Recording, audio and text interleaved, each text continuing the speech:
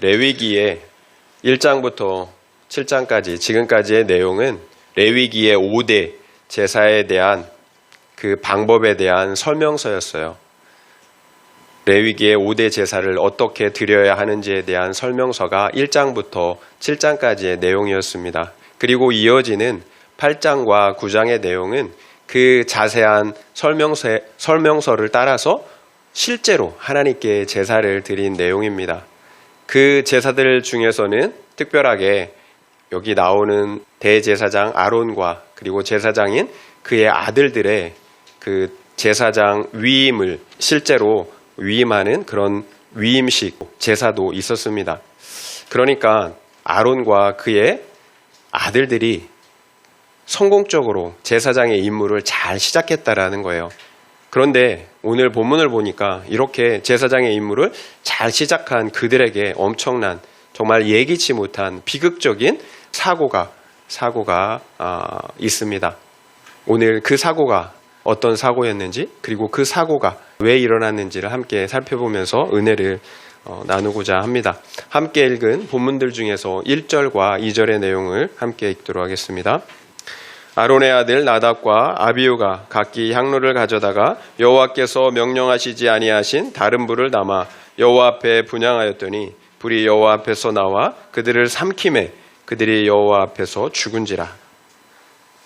아론의 아들들 나답과 아비후가 성막에 들어가 분향할 때 여호와 앞에서 불이 나와서 죽었어요. 그 불이 그들을 태워 죽였습니다. 제사장은 매일 아침 저녁으로 분향단에 나아가서 향을 살랐어요. 그렇다면 아무 문제가 없어야 되는데 무엇이 문제였을까요?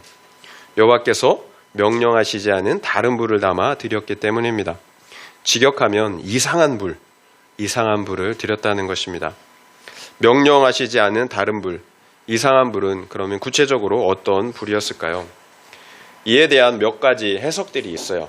첫 번째는 번제단 위에 있는 불을 가져다가 향을 태워야 하는데 다른 곳에서 불을 가져다가 드렸다라는 거예요. 이것이 첫 번째 설명이고요. 그리고 또 다른 두 번째 설명은 하나님께서 명령하시지 않은 다른 향을 태웠기 때문에 다른 불이라고 할 수가 있다는 것입니다.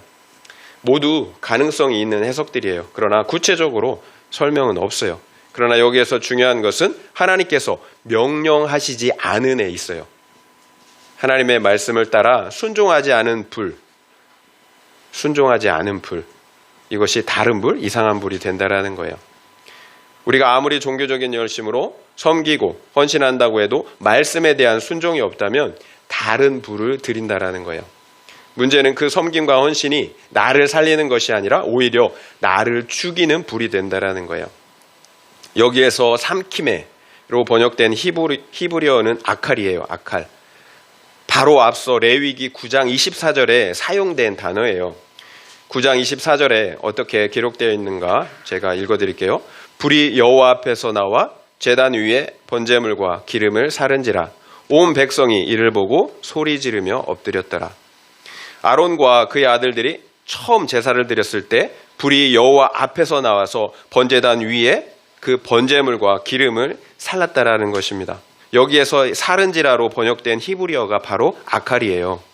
그러니까 여호와께로부터 나온 불이 앞서는 제단 위에 제물을 삼켰다면 이제는 제사를 드리는 나답과 아비후를 삼켰다라는 것입니다. 동일한 불이에요. 동일한 불. 그 동일한 불이 제물을 삼키기도 하고 예배자를 삼키기도 한다는 것입니다. 동일한 불이 예배를 연락하는 불이 될 수도 있고 진노의 불, 심판의 불이 될 수도 있다는 것입니다. 무엇의 차이입니까? 말씀에 대한 순종의 차이예요. 순종이 있느냐 없느냐. 그러니까 우리가 드리는 예배의 형식보다 더 중요한 것은 말씀에 대한 순종이라는 거예요. 말씀에 대한 순종이 없다면 하나님께서 받으시는 제사를 드릴 수가 없다는 것입니다. 오히려 우리를 태우는 불이 된다라는 거예요. 3절 함께 읽겠습니다. 3절입니다. 모세가 아론에게 이르되 이는 여호와의 말씀이라. 이르시기를 나는 나를 가까이 하는 자 중에서 내 거룩함을 나타내겠고 온 백성 앞에서 내 영광을 나타내리라 하셨느니라. 아론이 잠잠하니. 모세가 아버지 아론에게 이 사건에 대한 하나님의 말씀을 전합니다. 나는 나를 가까이 하는 자 중에서 내 거룩함을 나타내겠다고 하십니다. 그리고 온 백성 앞에서 내 영광을 나타나겠다고 하십니다. 좀 더 풀어 설명하자면 나는 나를 가까이 하는 자에게서 거룩히 여김을 받을 것이라는 의미예요. 그리고 온 백성 앞에서 영광을 받으시겠다라는 의미입니다. 무엇을 말씀하시는 걸까요? 하나님은 자신을 가까이 하는 제사장 나답과 아비후를 통해서 거룩히 여김을 받을 것을 기대했다라는 거예요. 또한 그들을 통해서 온 백성 앞에서 영광 받으시기를 원하셨고 기대하셨다라는 거예요. 그러나 현실은 완전히 정반대였어요. 나답과 아비후에게서 마땅히 받아야 할 거룩함과 영광을 받으실 수가 없었다라는 것입니다. 오히려 하나님의 거룩과 영광이 그들로 인해서 심하게 훼손되고 말았다는 것입니다. 이것이 여호와로부터 다른 불이 나와서 나답과 아비후를 불사른 이유였습니다. 우리는 하나님을 믿고 섬긴다고 할 때 하나님이 어떤 분이신지를 알고 믿고 섬겨야 합니다. 알아야 합니다. 맹목적으로 섬기는 것은 정말로 어리석은 거예요. 그러면 우리는 하나님을 섬기는 것이 아니라 내가 만든 신을 섬기는 것입니다. 하나님은 분명 사랑의 하나님이세요. 어떤 신이 하나밖에 없는 아들을 십자가에 내어주실 만큼 우리를 사랑하실 수가 있겠습니까? 분명 하나님은 사랑의 하나님이세요. 의심할 여지가 없어요. 그러나 하나님은 동시에 거룩하신 하나님, 진노하시는 하나님이십니다. 그래서 죄인들에게는 위험한 하나님이 되시는 거예요. 거룩하지 못한 죄인이 하나님의 거룩성을 침범할 때 즉시로 죽임을 당한다라는 거예요. 여러분, 이 사실을 알아야 합니다. 제사장이 되어서 하나님께 나아갈 수 있다라는 사실은 분명 엄청난 은혜이고 특권이에요. 하나님과의 사귐 안에서 세상 사람들은 알지 못하고 얻지 못하는 신령한 하늘의 복, 영생의 복을 누리기 때문입니다. 그러나 그것은 언제고 우리가 거룩할 때입니다. 거룩하지 못한 상태에서 거룩하신 하나님께 나아가는 것은 오히려 죽음을 부르는 일입니다. 하나님께서 왜 내가 거룩하니 너희도 거룩하라고 명령하셨겠습니까? 우리가 왜 두렵고 떨림으로 우리의 거룩과 구원을 이뤄가야 하겠습니까? 사랑의 하나님께서 거룩하지 못한 죄인들에게는 진노의 하나님, 심판의 하나님이 되시기 때문입니다. 결국 하나님의 말씀을 순종하지 않으면서도 하나님과 동행하겠다라고 생각하는 것은 가장 어리석고 위험한 생각입니다. 예수님께서도 그런 어리석은 사람들에게 마태복음 7장에서 경고하고 있어요. 뭐라고 경고하실까요? 제가 소개해드리겠습니다. 마태복음 7장 21절입니다. 제가 읽어드릴게요. 나더러 주여 주여 하는 자마다 다 천국에 들어갈 것이 아니요 다만 하늘에 계신 내 아버지의 뜻대로 행하는 자라야 들어가리라.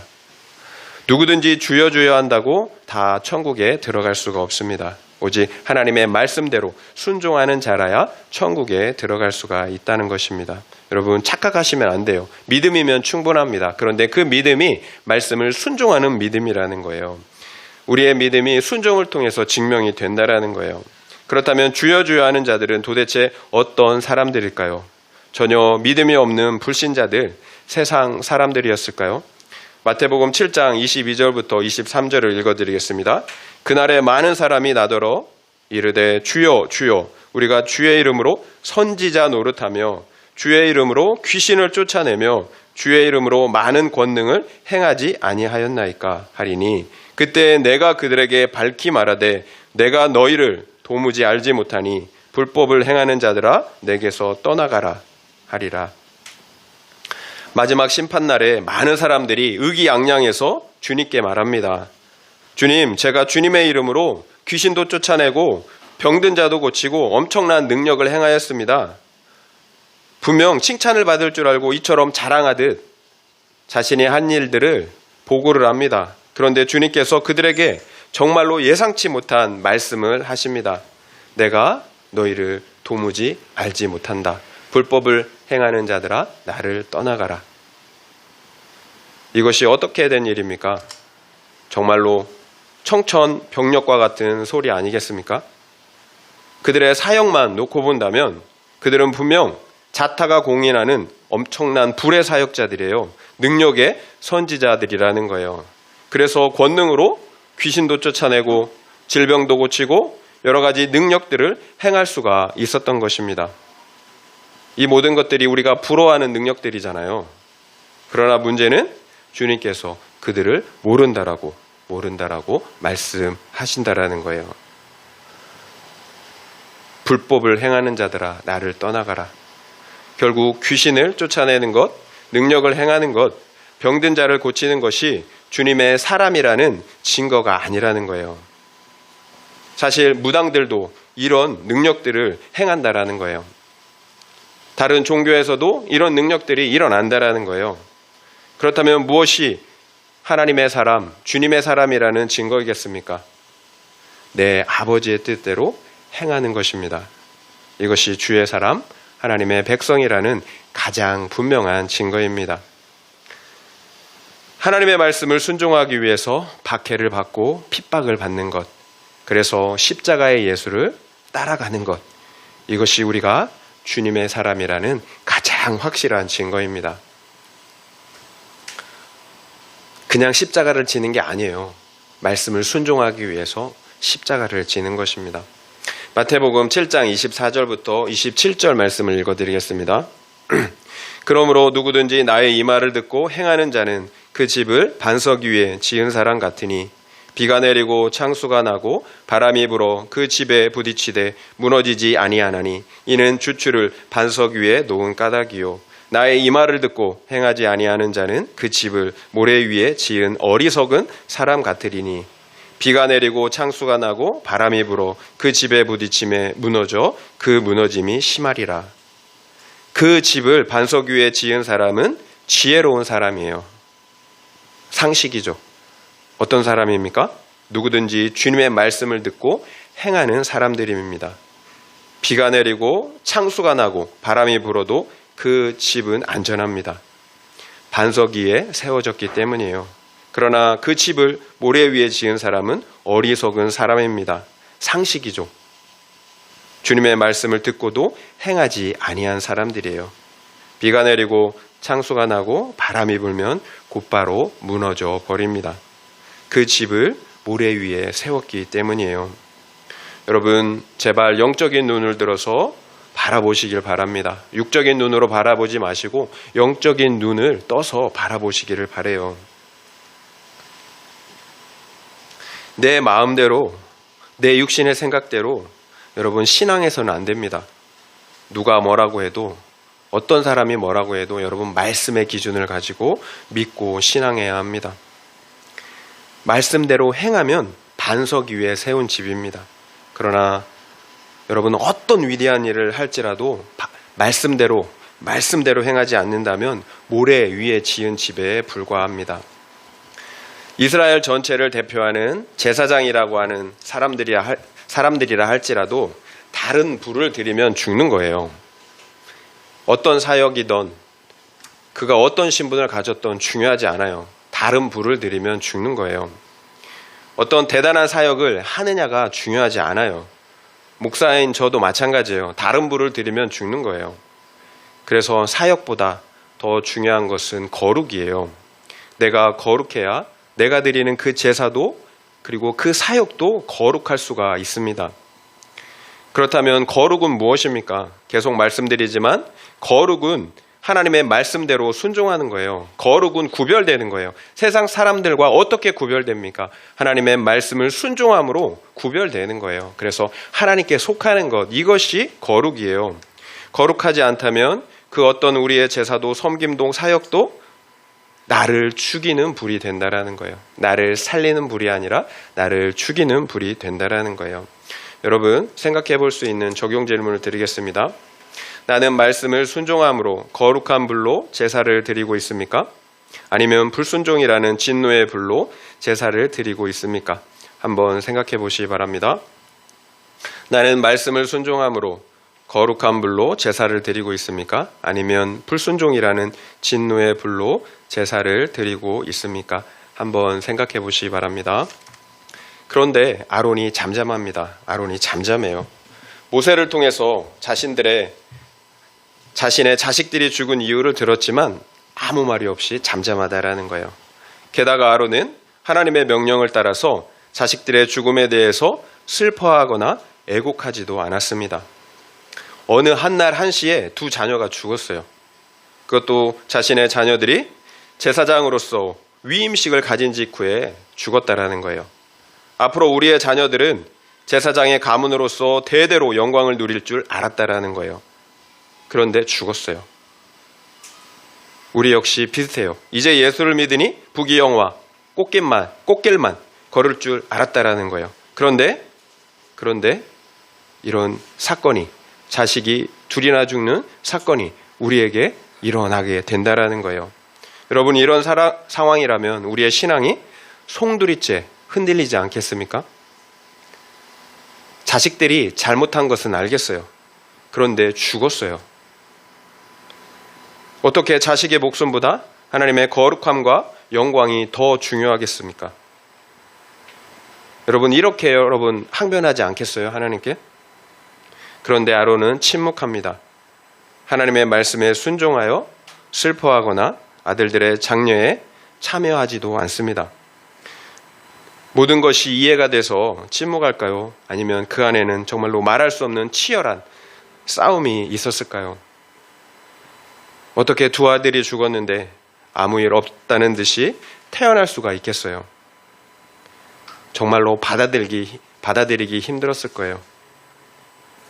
받아들이기 힘들지만 그럼에도 하나님의 오르심을 인정하려고 하는 것입니다.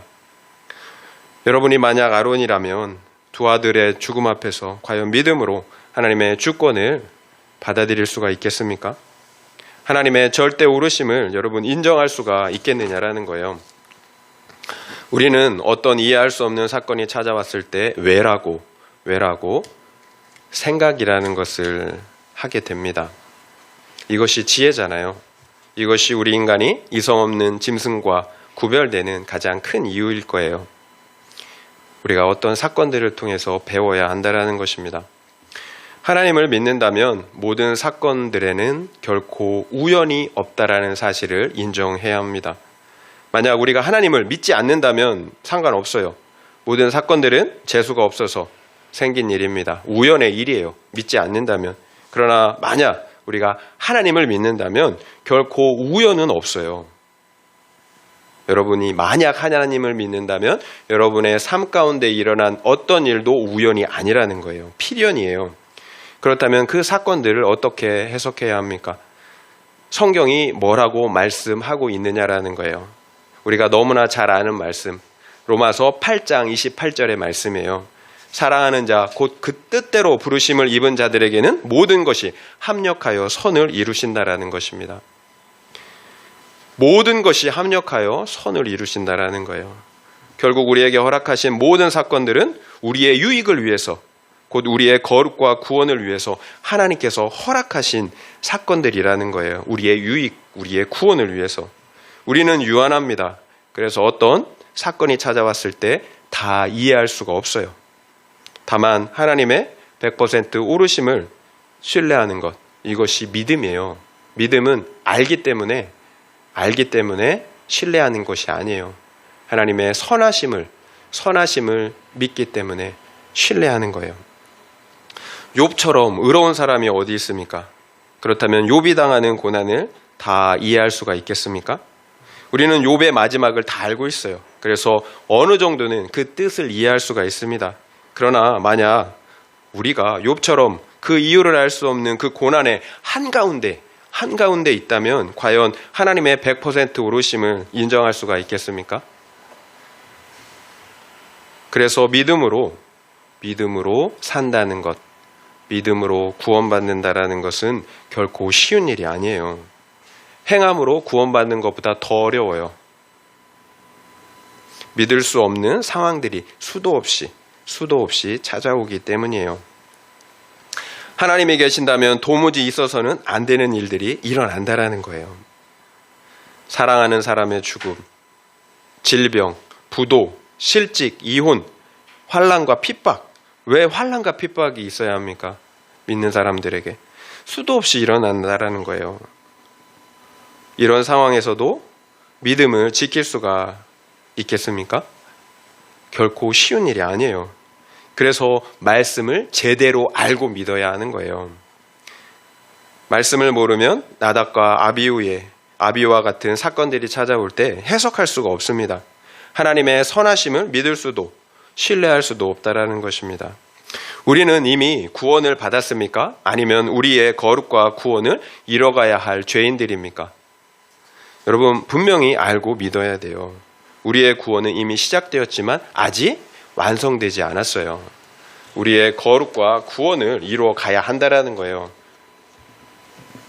반드시 회개를 통해 우리의 죄를 잘라내므로 거룩과 구원을 이루어 가야 합니다. 하나님의 형상을 회복하기까지 우리의 거룩과 구원을 이루어 가야 한다는 것입니다. 사실 아론은 앞서 금송아지 그 배교 사건에서 정말로 큰 실수를 하였습니다. 이스라엘 자손이 자신들을 인도할 그 신을 요구했을 때 금송아지를 만들어서 이스라엘 백성들로 우상숭배의 죄를 범하게 했다라는 거예요. 대제사장으로서 이런 아론의 죄는 죽어야 할 죄였어요.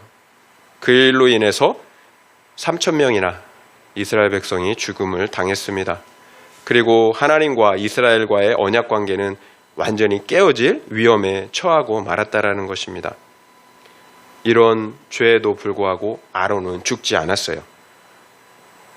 모세의 중보 덕분이었겠지만 본질적으로는 하나님께서 아론을 불쌍히 여겨주셔서 그의 모든 죄를 용서해 주셨기 때문입니다. 결국 아론은 금송아지 사건 이후에 다시 사는 인생이 되었어요. 죽어야 할 인생을 용서하실 뿐만 아니라 대제사장으로서의 그 직무를 다시 수행할 수 있도록 해주셨다는 것입니다. 여러분, 이런 은혜가 어디 있습니까? 아론이 침묵할 수 있었던 이유입니다. 아론이 죽을 죄에서 진정한 용서, 속죄를 경험하였기 때문이에요. 여러분, 속죄를 경험하지 않으면 그 용서, 십자가의 용서를 경험하지 않으면 여러분 믿을 수가 없어요. 잠잠할 수가 없어요. 우리의 속죄가 그냥 되었습니까? 내 죄를 위해 창조주 하나님께서 죽으셨어요. 그 죽으심의 희생을 통해서 내가 살 수가 있었다는 것입니다. 여러분은 하나님의 아들이 내 죄 때문에 죽임을 당했다라는 것이 이해가 되십니까? 여러분, 그것에 대해서는 그렇게 많이 고민해 보지 않으셨죠? 나에게 일어난 고난에 대해서는 이해가 안 된다고 이렇게 항변했지만 여러분, 하나님의 아들이 내 죄 때문에 죽임을 당한 그 이해할 수 없는 일들에 대해서는 별로 생각하지 않는다라는 거예요. 여러분, 정말로 하나님의 아들이 나의 죄를 위해서 죽어주셨다면 내 삶 가운데서 일어나는 그 수많은 이해할 수 없는 사건들 역시 여러분 받아들이셔야 합니다.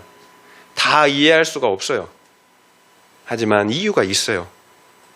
하나님께서 우리의 유익, 우리의 구원을 위한 것입니다. 결국 진정한 죄사함의 은혜, 회개의 은혜를 경험한 사람들만이 하나님의 100% 오르심을 인정할 수가 있다라는 거예요. 그런 사람들에게 하나님의 말씀이 들립니다.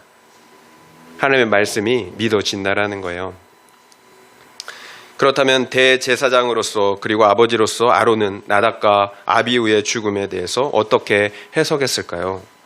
만약 하나님께서 나답과 아비후를 죽이지 않았다면 어떻게 되었겠습니까? 나답과 아비후는 계속해서 다른 불로 하나님께 제사를 드렸을 것입니다. 그러면 그 결과가 어떻게 될까요? 나답과 아비후만 죽을까요? 이스라엘 백성이 드리는 모든 제사는 다른 불로 드리는 진노의 제사, 심판의 제사가 되었을 것입니다. 결국 이스라엘 백성 전체가 죽는 거예요. 앞서 속죄제사의 규례에서 보았듯이 제사장의 죄는 이스라엘 백성 전체의 허물이 된다라고 하셨습니다. 그렇다면 하나님은 이스라엘 백성 전체를 살리시기 위해서 죄의 일부를 잘라낸 것입니다. 여러분, 상자 안에 사과가 가득히 있습니다. 그런데 그 중에 사과 한두 개가 썩어 있습니다. 그러면 여러분은 어떻게 하시겠습니까? 반드시 썩은 사과를 꺼내지 않겠어요? 그래야 전체를 보존할 수가 있습니다. 하나님께서 당신의 사랑하시는 제 자녀들을 징계하시는 이유입니다. 이런 관점에서 우리 교회 공동체를 보면 하나님이 참 우리를 사랑하시는구나, 사랑하시는 공동체구나 라는 생각이 듭니다. 우리가 나눔을 할 때마다 크고 작은 각자에게 크고 작은 사건 사고가 끊이질 않습니다. 그런데 감사한 것은 그런 일이 있을 때마다 우리 성도님들이 구속사의 말씀에 그 기준을 가지고 해석한다라는 거예요. 물질 고난, 직장 고난, 관계 고난, 질병 고난 때문에 상대방을 원망하는 것이 아니라 상대방을 원망하거나 하나님을 원망하지 않는다라는 거예요. 오히려 그 고난의 사건들을 통해서 자신들의 죄를 보고 회개한다라는 거예요. 그러면 그 결과가 어떨까요? 하나님과의 친밀한 관계를 회복하는 것을 볼 수가 있습니다. 성령의 임재 안에서 기쁨과 평안을 누리는 것을 볼 수가 있다라는 거예요. 하나님과의 관계만 좋아지겠습니까? 사람들과의 관계도 좋아지는 것을 볼 수가 있습니다. 배우자와의 관계, 그리고 다른 가족들과의 관계, 그리고 이웃들과의 관계가 좋아지는 것을 볼 수가 있었습니다. 이것이 거룩과 구원을 이뤄가는 것이 아니면 무엇이겠습니까? 그 심령의 열매, 그리고 삶의 열매가 분명하게 나타난다라는 거예요. 아이들이건 어른이건 마찬가지예요. 제가 이게 진짜로 감사한 것입니다. 하나님께서 우리 공동체를 사생자처럼 그냥 내버려 두시지 않는다라는 거예요. 다른 불을 드리려고 치면 친아들처럼 때마다 심하다 징계하심으로 간섭하신다는 것입니다. 결국 나답과 아비후를 치신 사건은 멸망하는 사건 같지만 결국은 이스라엘을 구원하시는 사건이었습니다. 여러분, 세상 악인들의 형통을 부러워하시면 안 됩니다. 하나님 없이도 잘 먹고 잘 사는 사람들의 형통을 부러워하시면 안 됩니다. 여러분, 불나방 아시잖아요. 불나방. 여러분, 그들의 끝을 아시잖아요. 우리 하나님의 자녀들이 겨우 구원을 받는다면 마지막 그날에 그들은 과연 어떻게 되겠습니까? 어떻게 그 심판을 견딜 수가 있겠느냐라는 거예요. 여러분, 생각할 수 있는 적용 질문 드리겠습니다. 나는 이해할 수 없는 나답과 아비후의 죽음 앞에서 하나님의 100% 오르심을 인정하고 있습니까? 아니면 어떻게 그러실 수가 있느냐며 원망하며 항변하고 계십니까? 한번 생각해 보시기 바랍니다. 나는 이해할 수 없는 나답과 아비후의 죽음 앞에서 하나님의 100% 오르심을 인정하고 있습니까? 아니면 어떻게 그러실 수가 있느냐며 원망하며 항변하고 계십니까? 한번 생각해 보시기 바랍니다. 8절, 9절 말씀 함께 읽겠습니다. 여호와께서 아론에게 말씀하여 이르시되 너와 내 자손들이 회막에 들어갈 때에는 포도주나 독주를 마시지 말라. 그리하여 너희 죽음을 면하라. 이는 너희 대대로 지킬 영원한 규례라. 앞서 하나님께서는 모세를 통해서 말씀하셨습니다. 그런데 이제는 하나님께서 아론에게 직접 말씀을 하십니다. 왜 그러실까요? 저는 이것이 하나님의 배려라고 생각이 듭니다. 한날에 아들들이 둘이나 죽었는데 하나님의 말씀이 들리겠습니까? 그 말씀이 해석이 되겠습니까? 그러나 이제는 하나님으로부터 직접 들어야 합니다. 언제까지 다른 사람들을 통해서 들을 수는 없다라는 거예요. 우리도 마찬가지예요. 때로는 공동체의 리더를 통해서 하나님의 말씀을 들어야 합니다. 왜냐하면 내가 도무지 해석할 수 없는 말씀들이 너무나 많기 때문이에요. 그러나 결국에 가서는 내가 직접 성경 말씀을 통해서 하나님의 말씀을 들어야 합니다. 우리가 다른 사람들로부터 배우는 신앙에서 하나님으로부터 직접 듣는 신앙으로 성장해야 한다는 것입니다. 그러면 하나님께서 아론에게 뭐라고 말씀하셨나요? 너와 내 자손들이 회막, 곧 성막에 들어갈 때는 포도주와 독주를 마시지 말라고 하십니다. 그리하여 너희의 죽음을 면하라는 거예요. 이는 너희가 대대로 지킬 규례라고 말씀하십니다. 결국 여기에서 우리는 왜 나답과 아비후가 허락되지 않는 다른 불을 드렸는지를 알 수가 있습니다. 바로 술을 마셨기 때문에 그래요. 술. 여러분, 술이 왼수죠. 술이 왼수예요. 맨날 아침마다 일어나서 하는 말이 옛날에 그 술 먹고 어른들이 그러잖아요. 술이 왼수라고. 술을 마셨기 때문이에요. 그럼 어떤 일이 일어날까요? 10절, 11절 말씀 읽어보겠습니다. 그리하여야 너희가 거룩하고 속된 것을 분별하며 부정하고 정한 것을 분별하고 또 나 여호와가 모세를 통하여 모든 규례를 이스라엘 자손에게 가르치리라. 술을 먹지 말아야 할 이유입니다. 거룩한 것과 속된 것을 분별해야 하기 때문이에요.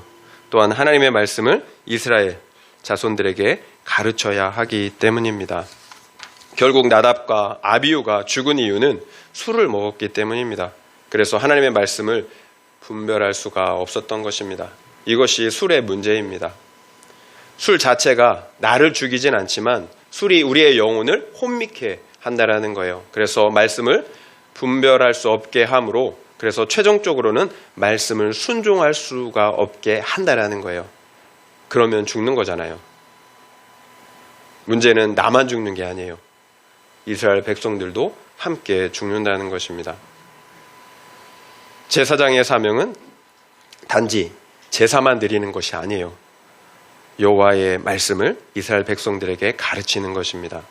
그래서 제사장은 더욱더 정신을 차리고 깨어 있어야 하는 것입니다. 내가 분별하지 못하면 나만 죽는 게 아니라 나로 인해서 모든 백성이 죽기 때문이에요. 세상 지식은 단지 지식만 가르치는 것이에요. 그냥 지식만 전달하면 돼요. 하지만 하나님의 말씀, 하나님의 지식은 삶이에요. 삶을 가르치는 거예요. 사실 이게 저의 고민이기도 해요. 여러분, 가르치는 것은 쉬워요. 지식을 가르치는 건 쉬워요. 그런데 순종으로 거룩을 보인다라는 것은 너무나 어려워요. 여러분, 가르치는 건 쉬워요. 그런데 삶으로 보여준다라는 것은 너무나 어렵습니다. 그러나 그렇게 해야 합니다. 내가 분별하지 못하면 우리의 영육의 자녀들이 죽기 때문이에요. 그래서 야고보는 선생된 우리가 더 큰 심판을 받을 줄 알고 너희는 선생이 많이 되지 말라고 경고하고 있는 것입니다. 그렇다면 우리가 먹지 말아야 할 독주와 포도주는 구체적으로 무엇이 있을까요? 우리의 육과 영을 취하게 만드는 것들에는 무엇이 있느냐라는 거예요. 문자 그대로 술이 있어요. 술. 먹으면 취합니다. 그리고 게임과 도박, 음란하고 세속적인 영상들이 있어요. 계속해서 먹고 하고 보면 그것들에 취해서 말씀에 대한 흥미가 떨어져요. 말씀을 가볍게 생각하고 결국에는 그 말씀을 순종할 수가 없게 만든다라는 거예요. 이처럼 하나님의 말씀에 대한 흥미를 떨어지게 하는 것들, 그래서 순종하지 못하게 하는 것들이 독주이고 포도주예요. 그래서 치명적인 독주와 포도주는 세상의 가치관이라고 할 수가 있어요. 세상의 가치관. 바로 기복주의 신앙이에요. 기복주의 신앙. 하나님을 잘 믿으면 재물, 성공, 행복과 같은 세상의 복들을 받게 된다는 것입니다. 그래서 세상적으로 잘 되면 믿음이 좋고 세상적으로 안 되면 믿음이 없다라고 생각한다라는 거예요. 이게 기복주의예요. 이것들이 어디에서 나온 생각입니까? 하나님의 말씀에서 나왔을까요? 아니면 이 세상의 가치관, 타락한 세상의 가치관일까요? 여러분, 잘 분별해야 합니다. 분별해야 돼요. 예수님은 성경을 통해서 무엇이라고 말씀하셨나요? 팔복, 심령이 가난한 자는 복이 있다라고 말씀하셨어요. 애통하는 자는 복이 있다고 말씀하셨어요. 여러분, 이해가 되세요? 세상의 가치관과 정반대예요. 거꾸로예요. 어떻게 가난한 게 복이 있습니까? 애통한 거, 슬픈 게 어떻게 복이 있겠어요? 온유한 자가 복이 있다고 말씀하십니다. 여러분, 온유한 자 세상에서 바보라고 하지 않나요? 의에 줄이고 목마른 자가 복이 있다고 하지 않습니까? 말씀대로 사는 것, 말씀대로 되어지는 것을 간절히 바라는 것, 이것이 복이 있답니다. 그리고 긍휼히 여기는 자가 복이 있다고 하십니다. 불쌍히 여기는 것, 사랑하는 것, 이것이 복이 있다라고 말씀하세요. 그리고 마음이 청결한 것, 깨끗한 것이 복이 있다고 말씀하십니다. 그리고 서로 화목해하는 자가 복이 있다라고 말씀하신다라는 거예요. 그리고 의를 위하여 핍박과 박해를 받는 자가 복이 있다라고 말씀하십니다. 여러분, 말씀을 위해서 핍박과 박해를 받으십니까? 복이 있다라고 말씀하십니다. 여러분, 이것들이 성경에 말씀하는 복이에요. 이해가 되십니까? 이런 팔복이 복이 될 수 있는 진정한 이유는 무엇일까요? 하나님께서 그런 사람과 함께 하시기 때문이에요.